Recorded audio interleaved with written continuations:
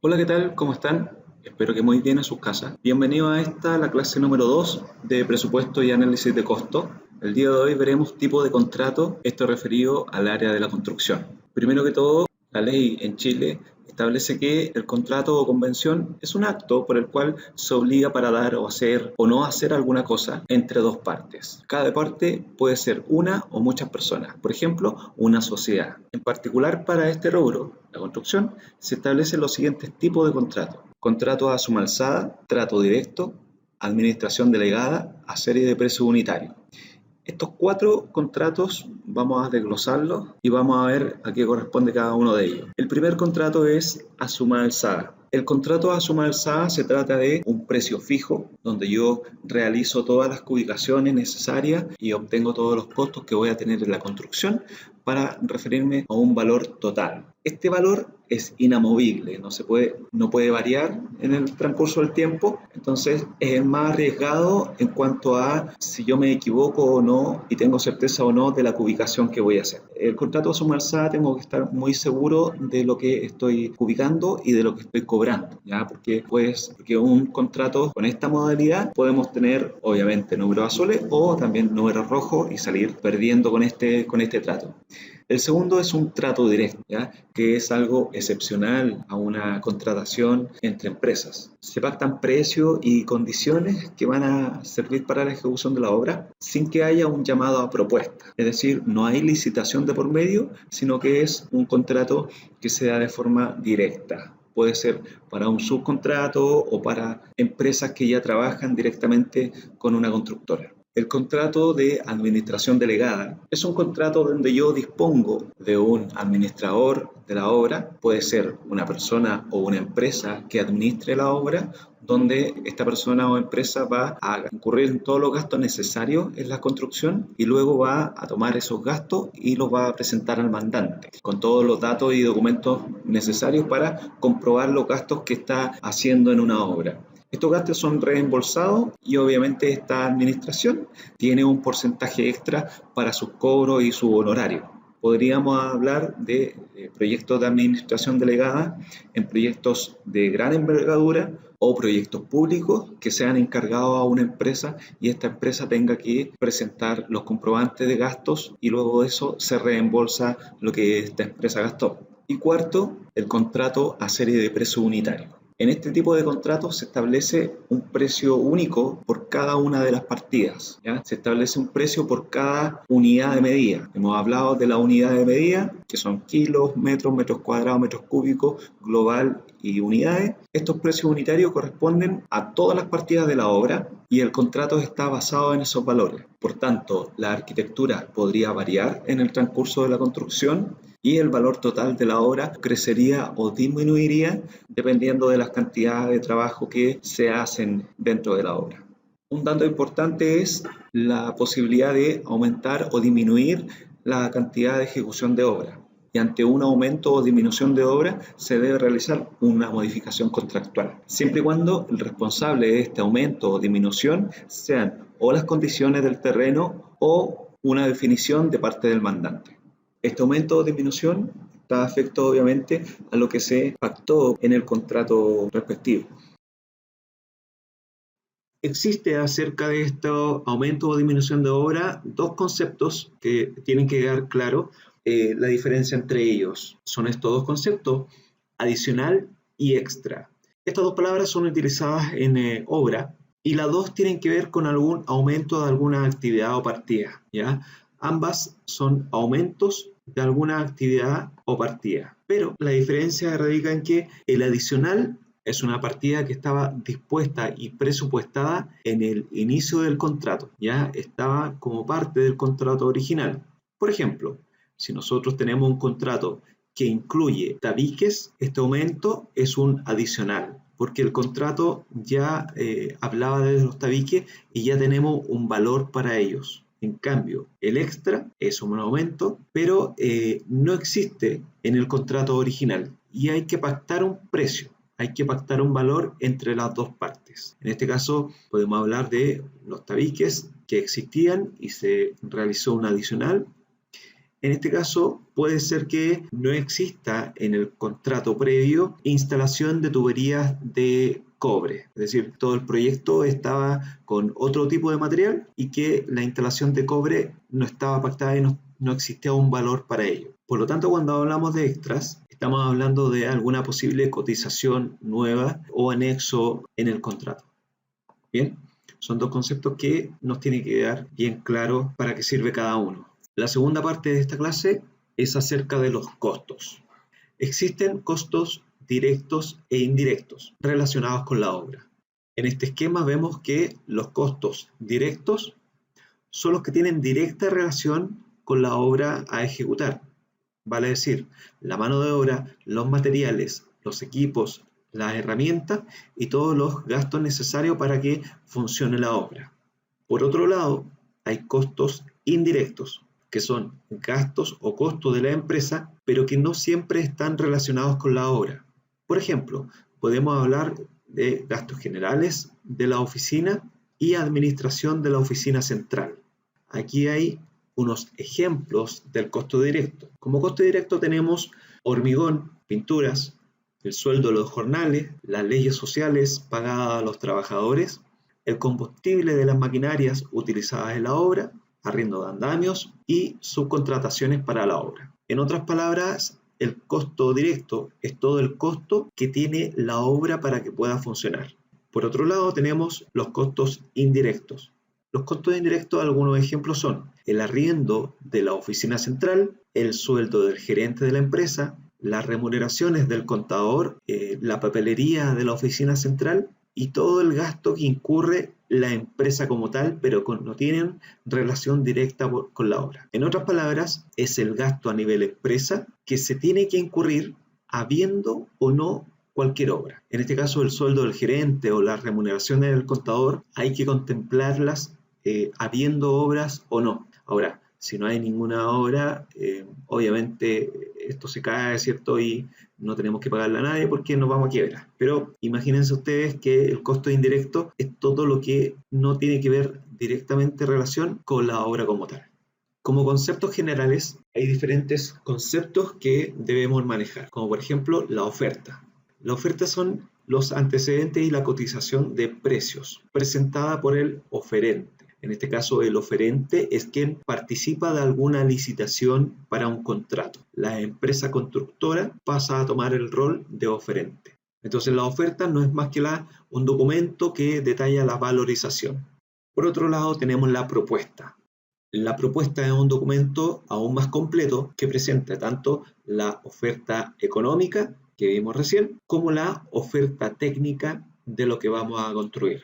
Y esto deberá ajustarse siempre a los antecedentes que nos ofrece el mandante y que son siempre suministrados en la etapa de licitación. Entonces ahí hay una diferencia con respecto a lo que es una oferta y lo que es una propuesta. La partida, ya muchos saben que es una tarea que vamos a realizar o una actividad que es parte de la construcción. Bien, pero como definición dice que es una sección del itemizado que agrupa subpartidas y o actividades a realizar. ¿Ya? Eso es semánticamente cómo se describe una partida. ¿Bien? Pero sabemos que es una tarea de las que vamos a realizar, donde agrupamos, por ejemplo, los hormigones de un tipo, puede ser la partida de losas, puede ser la partida de rabieres, de pilares, de hormigón de muros, en fin, cualquiera de estas partidas son secciones de esta obra. Los capítulos ya los estuvimos estudiando el semestre anterior. Algunos de los capítulos que podemos ver en la norma chilena 353 son los siguientes: obras previas, obras gruesas, instalaciones, terminaciones y obras complementarias. Los capítulos son los temas de que trata las especificaciones técnicas y donde van a ir bajo ellos ordenados las diferentes partidas que tengamos en nuestra obra. Hablábamos de obra extraordinaria. Como concepto, en la normativa 1156 nos dice que son las obras que se incorporan o agregan al proyecto, cuyas características son diferentes a las especificadas, a las contenidas en los antecedentes que sirven de base al contrato. Es decir, estamos hablando de extras. Bien, eso ya se lo había explicado anteriormente, diferencia entre extra y adicional. Presupuesto oficial estimativo.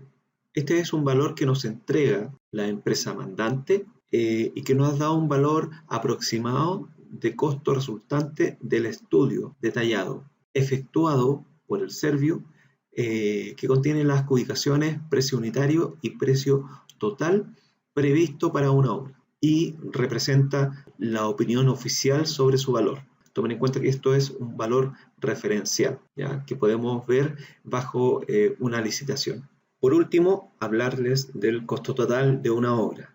Dentro del costo total de la obra tenemos, como les hablaba, los costos directos, los costos indirectos, las utilidades del proyecto. De esto se suma y vemos el subtotal. Del subtotal le agregamos el 19% del IVA y de esto obtenemos el total de la obra. Veamos un ejemplo acá. Obviamente voy a hacer que los costos directos de una obra van a ser 10 millones. De estos 10 millones de costo directo vamos a agregarle un porcentaje de este costo hacia los costos indirectos, que en este caso son del 10%. Es decir, vamos a destinar el 10% de valor de esta obra para gastos que son de la oficina central y de la empresa. Las utilidades, que me dicen que son el 8%. Las utilidades del proyecto se obtiene a través del costo directo. El costo directo son 10 millones, por lo tanto el 8% son 800.000 pesos de utilidades.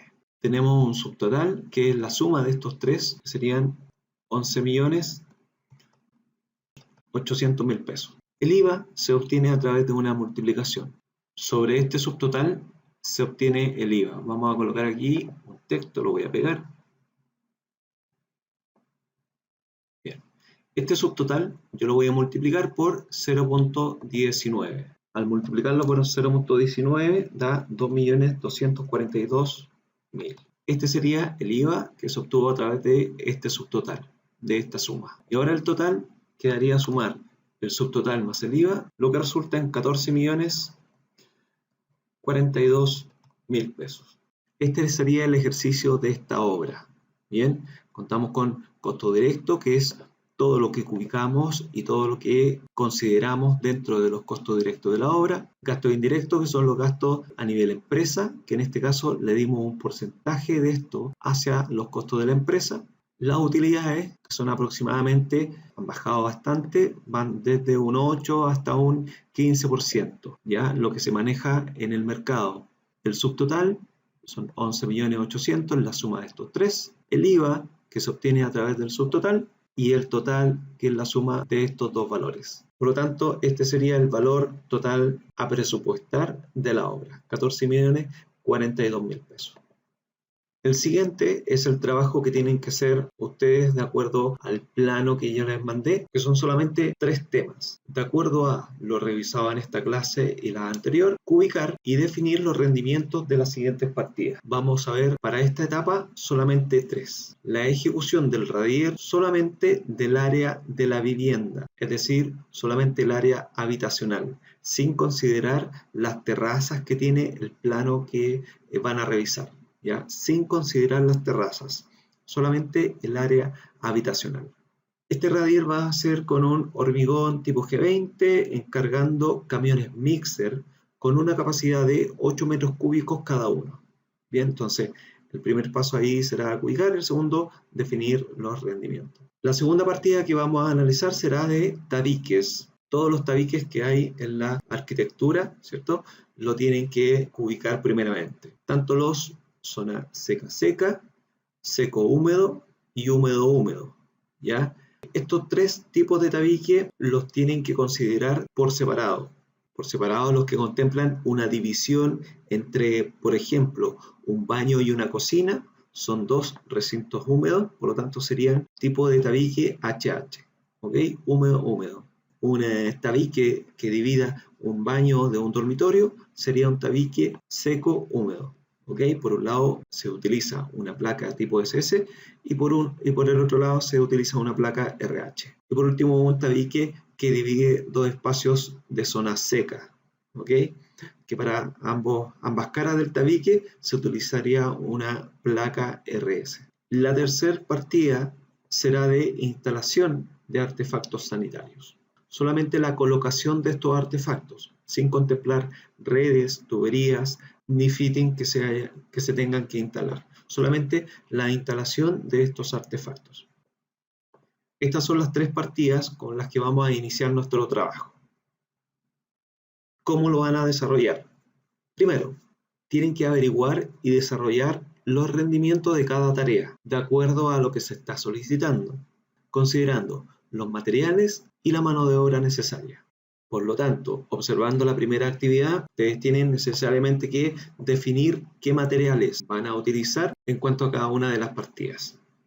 Luego tienen que definir cuántos trabajadores ejecutarán cada partida. Este es un dato necesario para saber cuánto corresponde el rendimiento de cada una de las partidas y cómo están planificando ustedes su obra. Por lo tanto, todos van a tener diferentes rendimientos dependiendo de la cantidad de trabajadores y cómo ustedes definan la metodología de trabajo.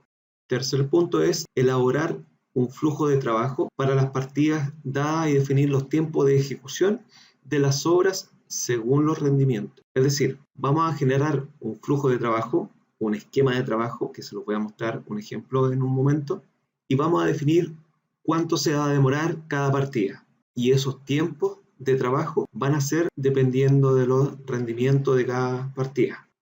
Como cuarto punto, tienen que entregar un análisis de valores de una unidad de medida de cada tarea, de estas 3 tareas a realizar, desglosando materiales, maquinaria y mano de obra.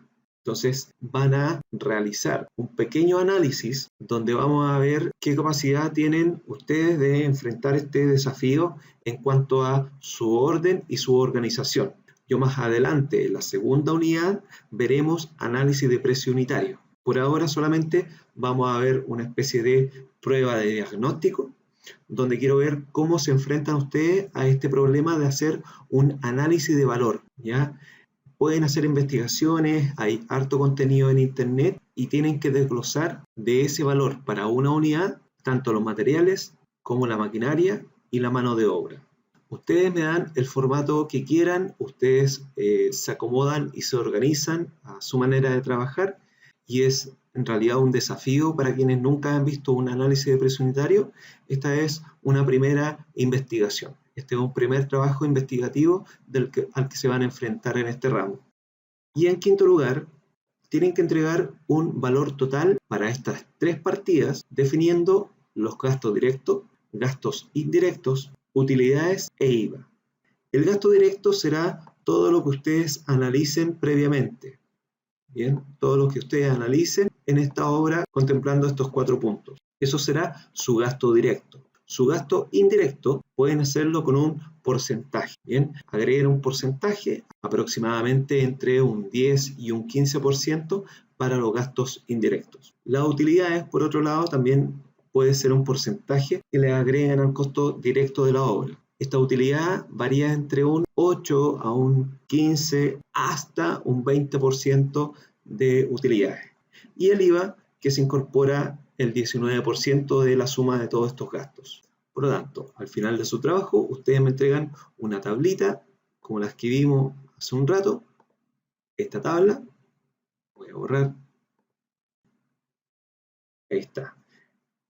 Esa es la tabla que tienen que llegar al resultado ustedes. Bien, con distintos valores, ustedes van a obtener los valores partiendo por el gasto directo.